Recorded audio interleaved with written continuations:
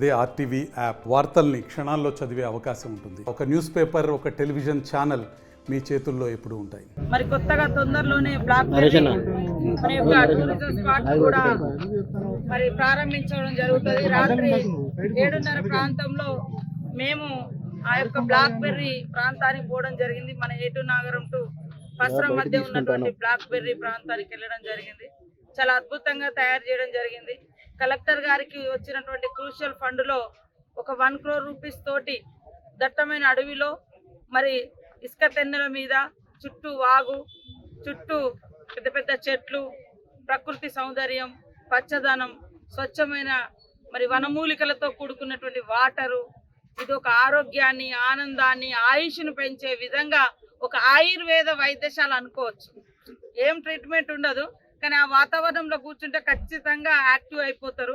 రాత్రి నేను, కలెక్టర్ గారు, మన ఎంపీ బలరాం నాయక్ గారు, మన భద్రాచలం ఎమ్మెల్యే తెల్లం వెంకట్రావు గారు, డిఎఫ్ఓ రాహుల్ గారు, అదేవిధంగా ఇతర అధికారులు అందరం కూడా మరి ఆ ప్రాంతాన్ని సందర్శించడం జరిగింది. కాబట్టి మా పత్రికా మీడియా సోదరులు కూడా ఈ ప్రాంతంలో ఉన్నటువంటి నిలువై ఉన్నటువంటి గొప్ప చారిత్రాత్మకమైనటువంటి ప్రాంతాలను మనము ప్రచారం చేసుకోవాలి. మన నియోజకవర్గంలో ఒక్కొక్క దగ్గర ఒక్కొక్క విశిష్టత ఉంది. మన ములుగు ఎంటర్ కాగానే గట్టమ్మ తల్లి ఉంటుంది. లెఫ్ట్ సైడ్ పోగానే మరి ప్రపంచ వారసత్వ కట్టడంగా గుర్తించబడ్డ 800 ఏళ్ల నాటి లక్నవ రామప్ప టెంపుల్ ఉంటుంది. లక్నవరం రామప్ప చెరువు ఉంటుంది, టెంపుల్ ఉంటుంది. మరి ఈరోజు యునెస్కో కూడా ఐడెంటిఫై చేయడం జరిగింది. ఇప్పుడు 70 కోట్లతోటి అక్కడ కూడా ఒక నూతన ఐలాండ్ లాగా చేయబోతున్నాం. అక్కడ కాటేజెస్ కట్టబోతున్నాం. ఒక టూరిజం విలేజ్గా కూడా దాన్ని అక్కడ డెవలప్ చేయబోతున్నాం. అక్కడ నుంచి కొంచెం ముందుకు వచ్చి రైట్ సైడ్ తిరిగితే గోవిందరాపేట మండలంలో మనకు లక్నవరం 3వ ఐలాండ్ కన్ను తెరిచినట్టుగా ఈరోజు అక్కడ ఇంకొకటి తెరవడంతో చాలా పెద్ద ఎత్తున భక్తులు వస్తూ ఉన్నారు. అక్కడ నుంచి మళ్ళీ లెఫ్ట్ సైడ్ రాగానే మనకు సమ్మక్క సారక్క వస్తుంది. సమ్మక్క సారక్క కొద్దిగా ముందుగా అంటే ఇప్పుడు బ్లాక్ బెర్రీ ఉంటుంది. ఇది స్ట్రేట్గా వస్తే బ్లాక్ బెర్రీ కనబడుతుంది. వెనక ఇట్లా తాడువాయి నుంచి పోతే కూడా మనకు సమ్మక్క సారలమ్మ వస్తుంది. మటు పసర్ నుంచి వస్తే కూడా వస్తుంది. ఇటు రాగానే మరి రైట్ సైడ్ పోతే మనకు మల్లూరు టెంపుల్ వస్తుంది.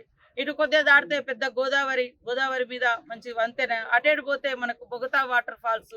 అదేవిధంగా ఈ మొత్తం ఏరియాలో దట్టమైనటువంటి అడవులలో మంచి వాగులు, వంకలు, స్వచ్ఛమైనటువంటి నీరు.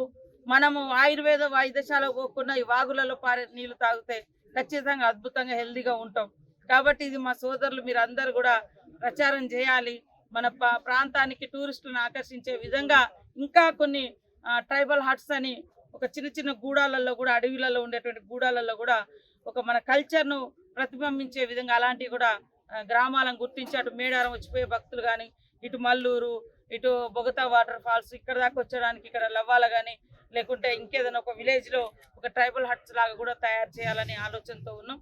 ఈరోజు కూడా కన్నాయగూడెం మండలంలో మరి మారుమూల ప్రాంతాలైనటువంటి చిట్యాల, భూపత్పూర్ అటు సైడు రోడ్లకు శంకుస్థాపన చేయడం జరిగింది. ఆ మండలం హెడ్ క్వార్టర్లో కనీసం ఎంపీడీఓ ఆఫీస్ లేదు. 1,50 లక్షలతో ఎంపీడీఓ ఆఫీస్ కూడా శాంక్షన్ చేయడం జరిగింది. దాన్ని కూడా తొందరలోనే మనము ఓపెనింగ్ చేస్తాం. అదేవిధంగా ఇంకా మంగపేట మండలంలో కూడా కొన్ని పెండింగ్ రోడ్లు ఉన్నాయి. అవన్నీ కూడా ఈరోజు ఓపెన్ చేస్తాం. ఈ 3 రోజులు మన ములుగు నియోజకవర్గంలో వివిధ అంశాల మీద రాజకీయ అంటే వ్యక్తిగత పర్యటనలు కానీ, అభివృద్ధి కార్యక్రమాలు కానీ కొనసాగిస్తాం. మీ అందరి సహకారం ఉండాలని మనస్ఫూర్తిగా కోరుకుంటున్నాం. మరిన్ని వీడియోస్ కోసం ఛానల్ ని సబ్స్క్రైబ్ చేయండి. లేటెస్ట్ అప్డేట్స్ కోసం వాట్సాప్ ఛానల్ ని ఫాలో అవ్వండి. ఆ లింక్ డిస్క్రిప్షన్ లో ఉంది.